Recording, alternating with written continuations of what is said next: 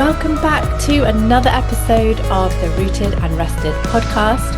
I'm Natanya, and today we're going to be jumping into a really interesting topic. It's something that I find comes up fairly often for me when I talk about what I do, and I thought it would be good to dedicate a bit of time to just think it through, talk it out. I'd love to hear what you have to think.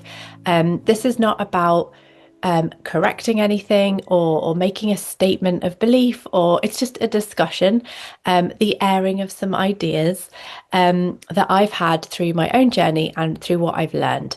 So we're going to look at coaching versus therapy, or talking therapy specifically. It's actually interesting for me because my journey actually has been a little bit windy and has taken me through both of these models. And I actually did spend some time training on my way to becoming a talking therapist.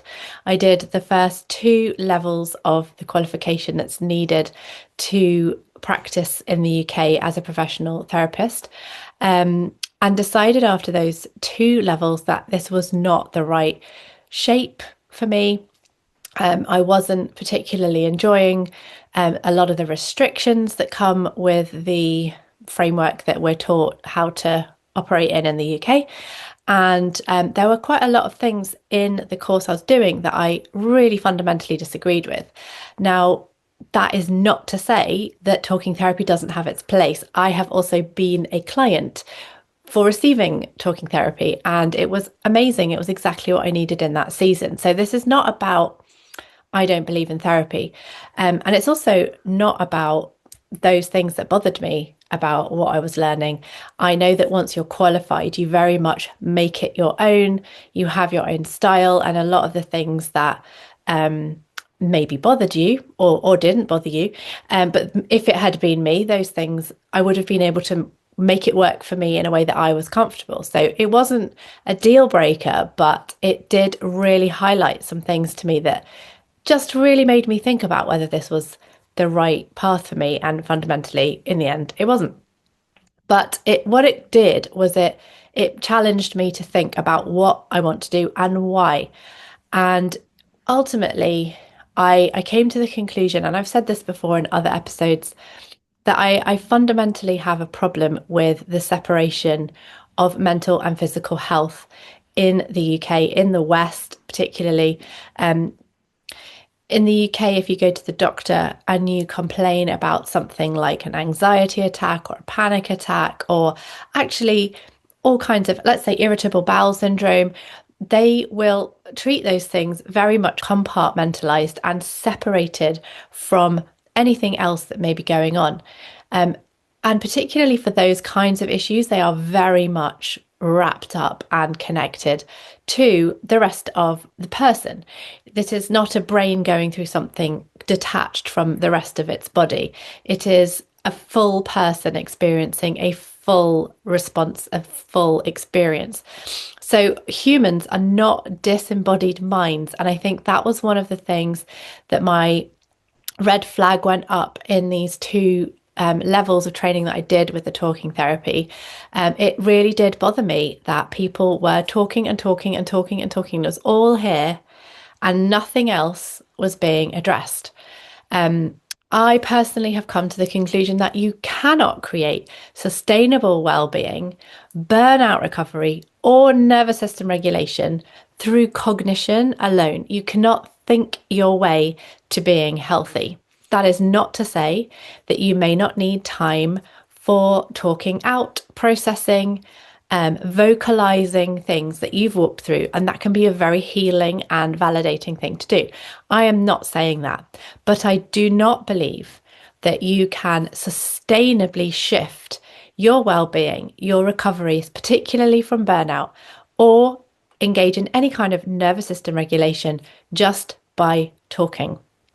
So this episode is all about the gap between understanding something intellectually and your body actually feeling safe enough to allow a change to happen. And ultimately, that is why I left my qualification training to be a talking therapist, because I I wasn't seeing change. I wasn't seeing change in myself along the process. It was only when I started treating myself somatically and addressing myself as a whole person that I started to see some of the shifts. Now, I did spend many months processing, talking, pouring my heart out, being heard, being validated by my therapist. And that did help me.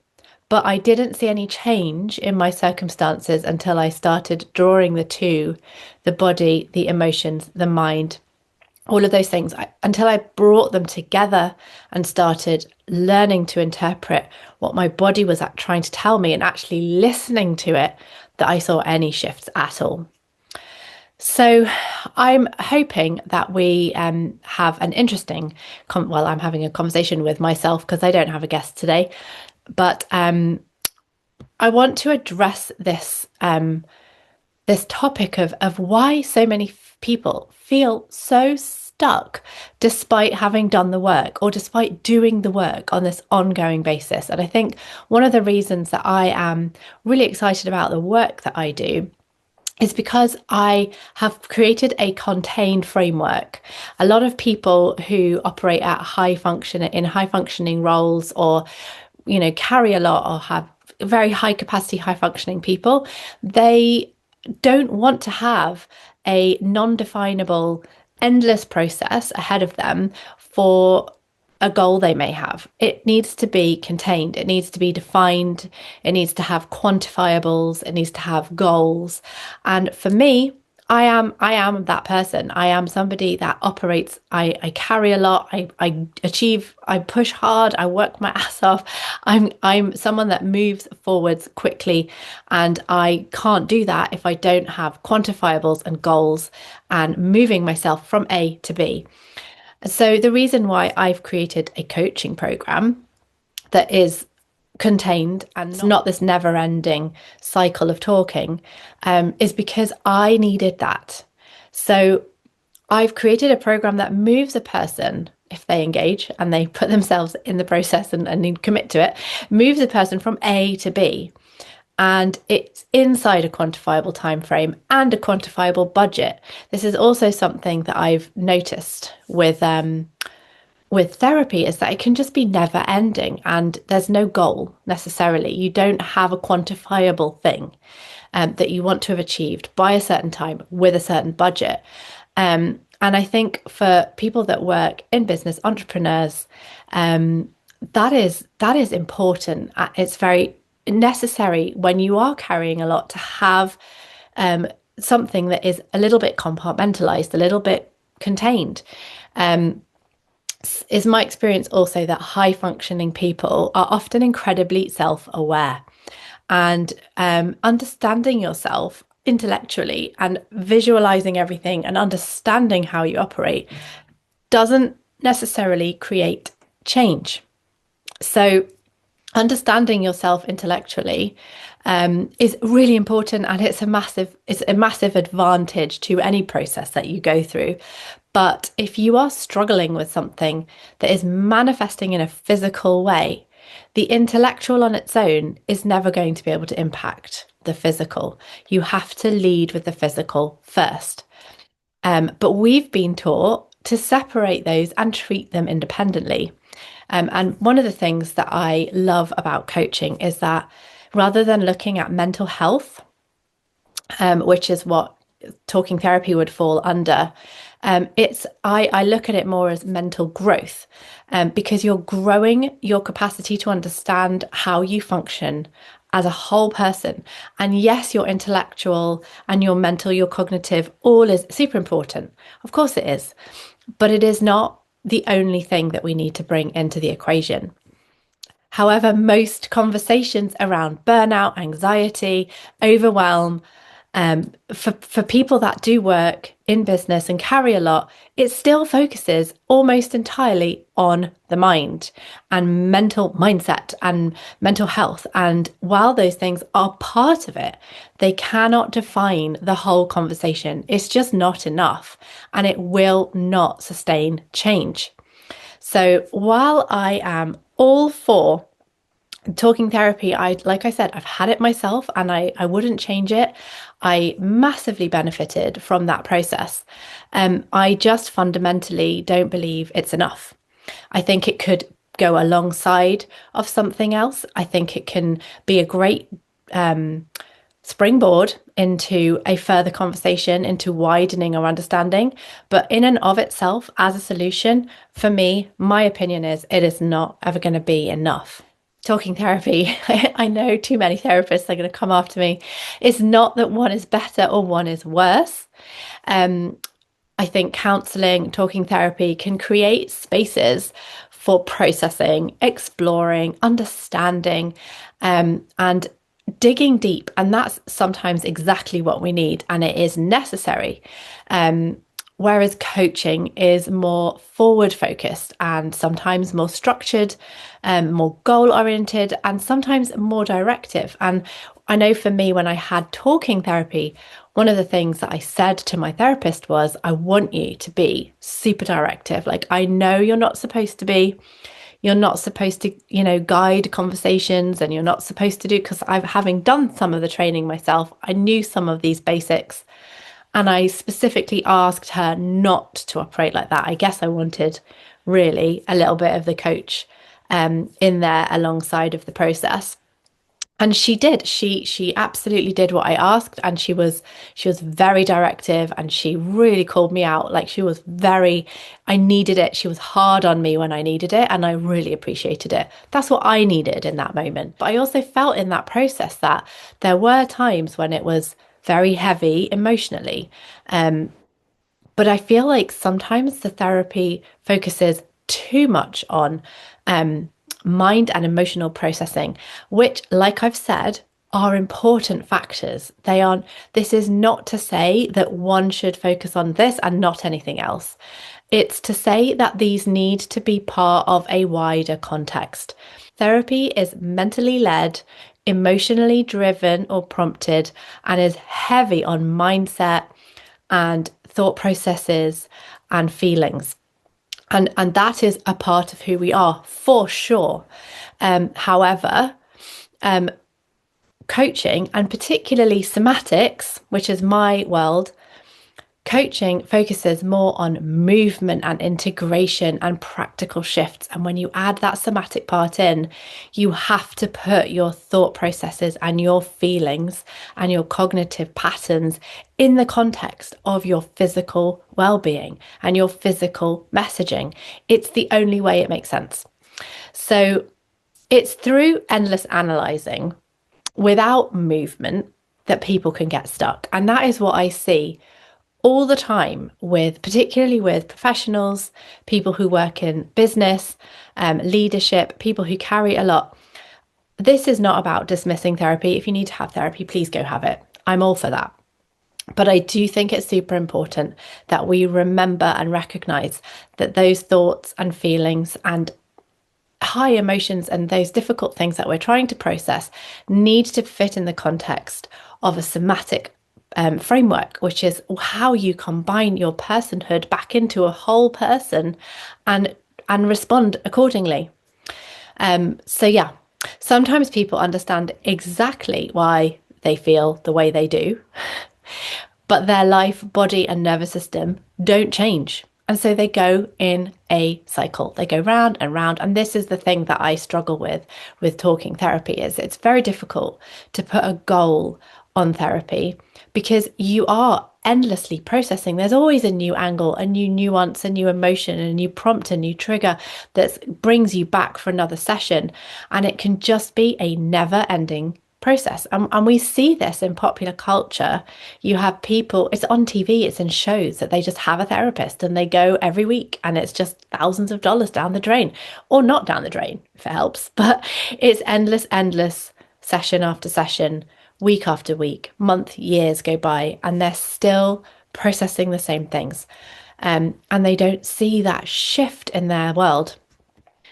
So one of the things that I have definitely seen in the world of coaching, particularly my clients that have had therapy, is that we all tend to live from the neck up.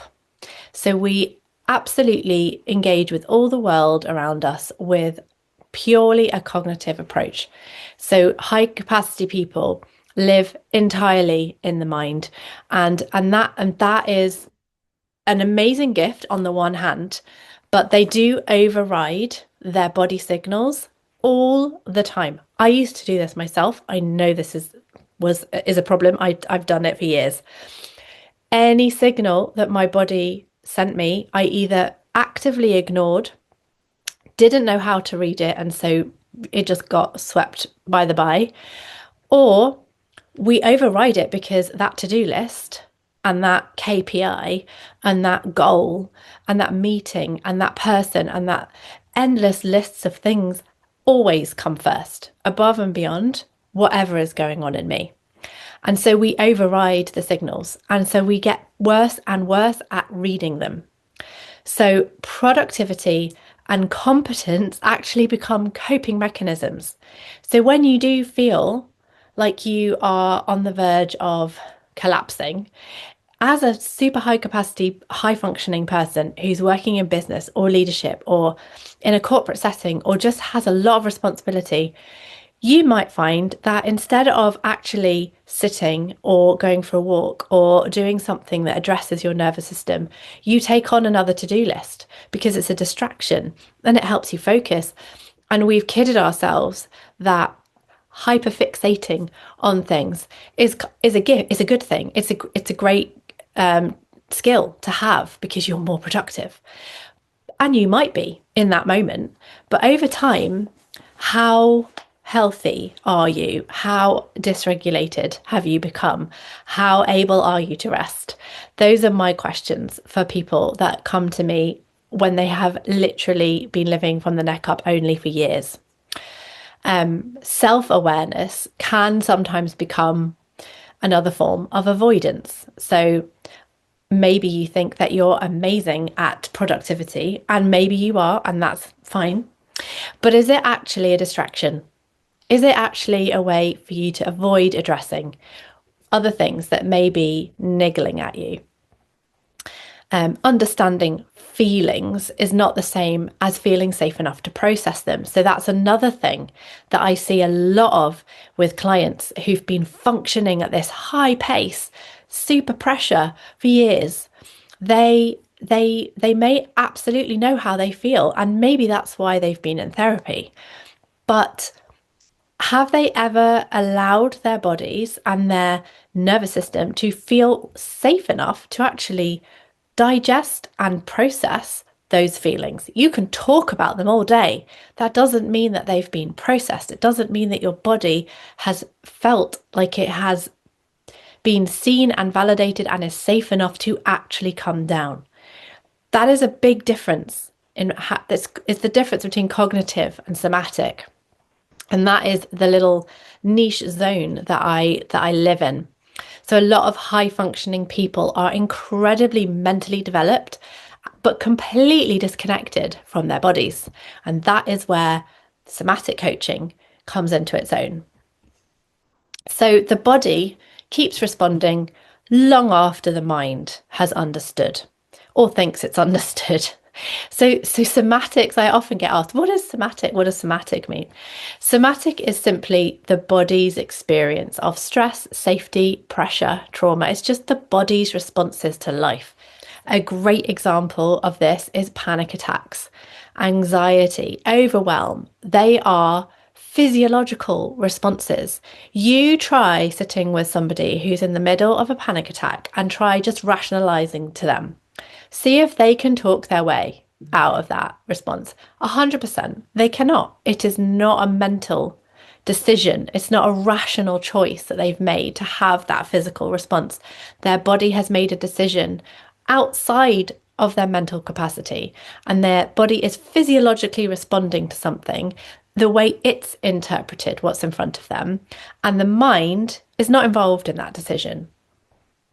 So, but alongside of that, chronic stress has become normalized. So one of the things that I often see is how off base people's plumb lines have become for normal or calm or rest or regulated, that then their version of normal or version of rest is so removed from everybody else's, or anything I would say was a rest or normal, that they've normalized living in chronic stress or chronic trauma responses, or they're stuck in a trauma response. That's another very common thing that I see. People get stuck. And what I mean by that is that their body has never felt safe enough to come back down from a stress response that it's had. So we have learned responses that our body has learned. So when this happens, we do this. And that is usually fight or flight. And if our body has tried fighting or tried running and it still doesn't feel safe, we have more options available to us, but they are more severe. It could be freeze, it could be fawn. All that means is the threat level has not been reduced. We do not feel the danger has passed and we need to further act. And those responses are very much about shutting down, protecting our major organs, and closing down on yourself. It's I like to call it the dead possum mode. I don't know if you've seen dead possums, but it's when a possum feels so much in danger that it plays dead. Everything about it looks and seems dead to deter the predator from coming at it. So its heart rate slows right down. It doesn't move. Everything shuts down. It looks like it's, not interesting anymore. And that is what freeze response is. But if we do not down regulate and come back to a baseline, and we haven't given our bodies space to feel safe again and understand the danger has passed, we get stuck in those responses. And all that means is that our body has not understood that it is now safe. It still feels it's in danger, or it's being pushed to operate so quickly it hasn't had time to down-regulate. So it just stays in high alert.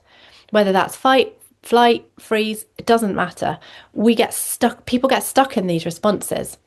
And that produces obviously exhaustion, total cortisol, overloads in the body, adrenaline everywhere, inability to rest, inability to sleep. It can cause all kinds of physical issues, whether that's IBS, whether that's skin conditions, whether that's panic attacks. All these things are direct responses to being stuck in trauma or stress responses. Now, this is where my thoughts about talking therapy really come into their own, because you can't talk your way out of that. It's a physical response.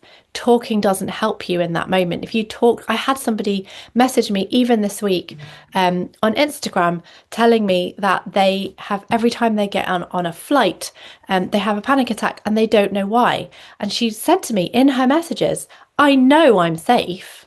In my head, I know I'm safe, and I'm sat there and I'm telling myself, snap out of it. You're fine. What's your problem? What is wrong with you? Everything's fine. Why are you behaving like this?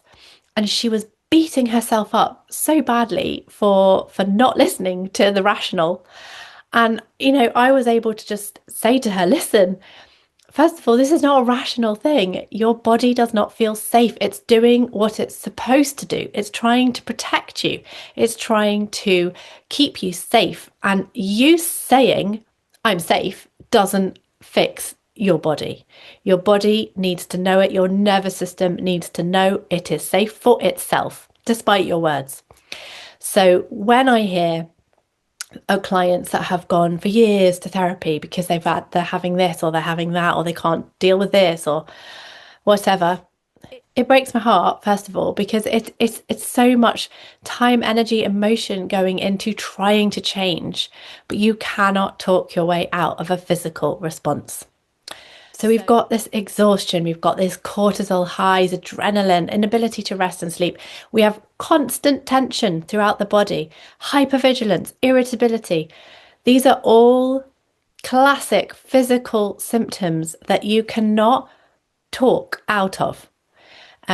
nervous systems adapt for survival. And if your body has not understood that it's safe, it is going to learn a new pattern to make itself. It's constantly trying to make itself feel safe. And if it's never getting there, it will never feel regulated. It will never be able to come back down to baseline of safe. Your body is responding whether you realize it or not. Your nervous system responds to what feels true, not what is logically true.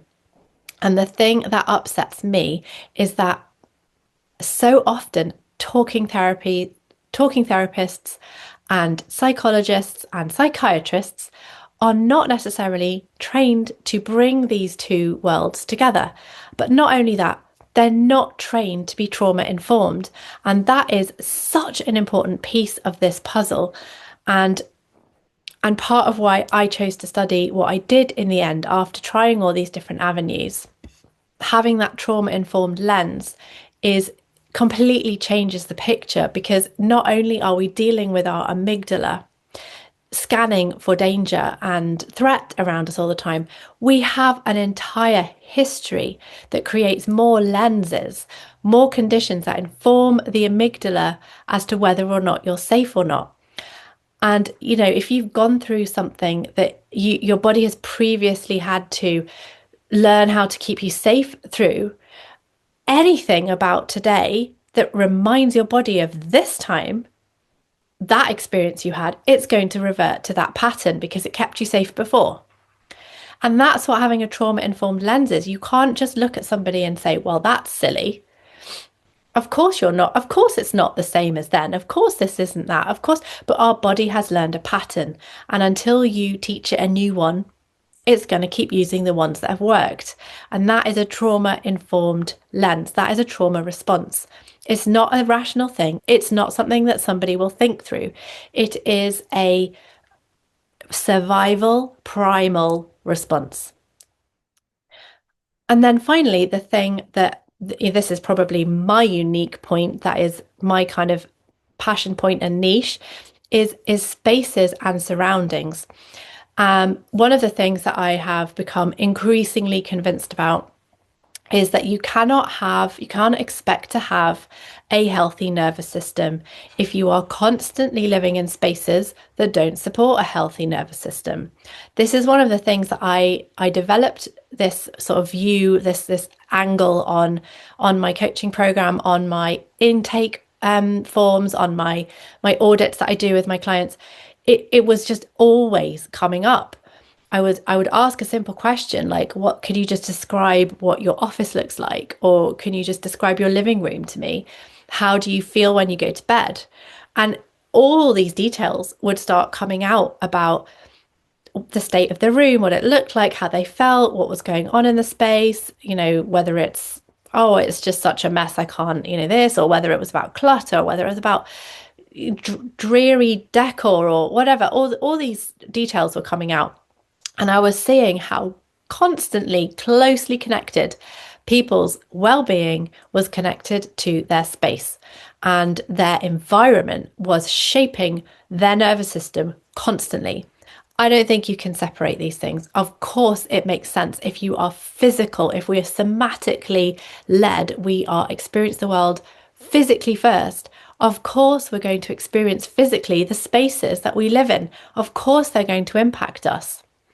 So this became a really important part of my approach to coaching. And again, something that I don't see coming up in talking therapy, because you have to direct it. You have to know to ask the questions. And it's not a judgmental thing. This is not about, is your house looking like a magazine or not? This is not about, you know, is it a show house? Of course, nobody lives in a show house. It's about the fact that spaces are never neutral. They are either supporting or hijacking your well-being. They are never neutral. And lighting, clutter, noise, visual chaos, overstimulation, all of these massively impact your ability to regulate. So this is something that I talk about with every client. It's part of our initial onboarding audit that we do. I have this huge, long, deep, I call it the rest test. You can get your own free version of that. If you want to do your own little life audit, you can get that for free on the website as a little freebie that I give out. But the full version of it is my onboarding for both interior clients and coaching clients. They have exactly the same onboarding, because if you've come to me for coaching, I want to make sure your environments are not hijacking the process that we're doing through the coaching. And if you're coming to me for interiors, I need to make sure that you know your spaces are going to be affecting your nervous system. We're going to bring it all together, no matter which angle that you've come from. One of the things that I have to address a lot is working where you rest. It obviously, for some people, they don't have a choice. You have a smaller home, you've got less options about space, maybe you're self-employed. Fine. It's a last resort. If it has to be done, there's ways to make it work. And I'm always, there to make suggestions and give input on how to make that sustainable and helpful. But ultimately, the ideal is to not work where you rest. If you go to bed, I've done this. I have had an office in my bedroom in the past, and I know how it feels to get into bed, sit in your bed, look out into the room, and be looking at your desk. I found that very, very difficult. It just did not help me unwind and come down at the end of the day, because I would look at my desk and think of all the things I had to do the next day. And that's the opposite of rest. That is the opposite of switching off. It's the opposite of coming down ready. You're trying to bring yourself down to sleep, and all you're doing is staring at a laptop or a computer screen or millions of notes stuck everywhere, or post-its or whatever. And that is something that I do try to address, and there's a lot we go into about how to make a workspace really optimized for productivity, but also health and actually calm. You're more productive when you feel calm, when you feel regulated. These things all impact each other so much more, but we are so used to compartmentalizing them and treating them all completely independently. It drives me nuts. I see people who are going for years to a coach about business, but they don't think about how all these other things are going to impact how their business is going to go. So this is why I've brought all of these things together in my coaching program. It is for people who are leaders or business owners or working in corporate or just carrying a lot. But we address all of this. It's about your personhood, but it's also about your spaces, about your well-being. And of course, we want to take the business forward. Of course, we want to see amazing goals and profit and productivity in the business and the workplace, of course. But there may be some really simple things standing in the way. So the other thing that I always talk to my business clients, my coaching clients about, is their homes, because your home is going to directly affect your health and your business. So homes need to be a place where your body can fully exhale. And there are so many things that we can talk about when it comes to that. And maybe I'll do another episode about that. But it's simple things that people are not even aware of. And we talk a lot about that. And the fact that some environments that people are operating in are literally creating low-grade stress all day. And they are just working at this sort of constant stress level, and expecting to be productive over here and hit goals and KPIs over here. And they're not able to. You're just never going to be able to, because your body is going to crumble under that. So people are often trying to regulate themselves. Even if they know about all of this, they're trying to regulate themselves in a space or in surroundings that are constantly dysregulating them. So we work very hard to try and make these things co-align and work together and support the people that are trying to live their full lives, live their best life in the spaces that they're in. So it's really important to understand that these elements, how your body feels, how regulated you are, and your spaces, they cannot be solved through mindset. You can talk and talk and talk about your mindset, your emotions, your thoughts, your feelings, but they are not going to change if you don't understand the impact of your spaces and your somatics. So you cannot mindset your way out of an environment that your body doesn't feel safe in. Some of the things I find myself asking my clients is, How do you feel when you go into certain rooms? Why do you never get to fully relax when you're at home? What is the feeling? What does your body do? And what are the spaces that might drain your energy? What happens at the very start of your day before you've even gone to work or opened a laptop? How are you setting yourself up? What are the physical things that you're doing? What are the spaces allowing for you to do? Essentially, what I'm talking about is a multifaceted approach to moving forward, to growth, to capacity stretching, a nice stretch, not a breaking stretch. And I think the thing that I often see missing from talking therapy is the somatics, is the surroundings, and this concept of a whole person well-being. And that is not, I'm very happy to be proved wrong. And this is not about trying to be right or wrong, and it's not about bashing anyone. Like I've said, there is a space. Everybody has a space for what they're doing. And I fully am on board with talking therapy. I just don't think it can be the only thing to move somebody into that growth. It needs to be alongside of somatic understanding. It needs to be alongside of surroundings and environmental psychology, essentially, is the spaces around us impact us. We are not just minds carrying thoughts around. We have to be able to create sustainable change, and it has to involve our bodies, our nervous systems, our environments, our patterns, our behaviors. And I don't know that they can be adjusted just by talking. And this is the foundation of the coaching program, Rooted and Rested, same as my podcast. This is the foundation of my program. It's not just about talking our way and setting goals and pushing forwards. It's about coping better.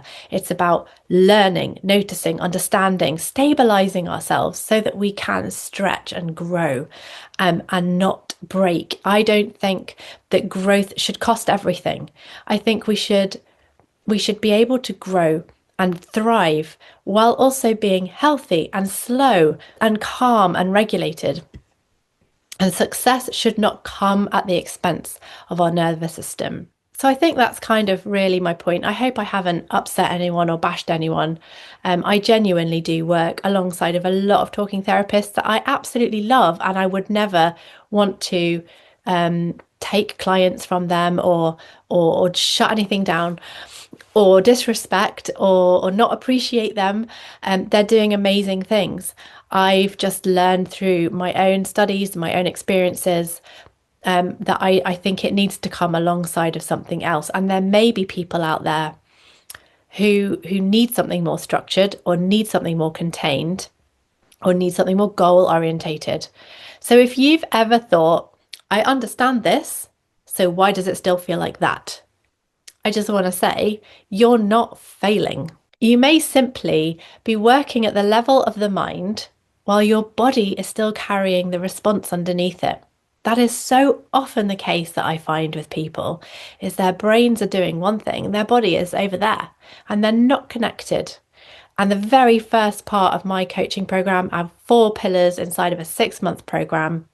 The first pillar is called Restore, and it's all about restoring that connection between mind, emotions, and body, and actually starting to learn. The vast majority of people have no idea how to listen to their body. They are not connected.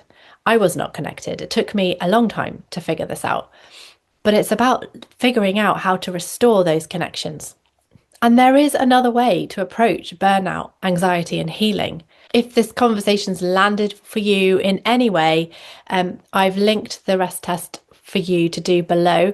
It's a really simple way to just start understanding the different dynamics that your nervous system is going to be responding to, and what your system might actually be holding right now that is different to what you think or your mental capacity might be. So take what's useful, leave the rest. Please don't take anything that I'm saying as a negative.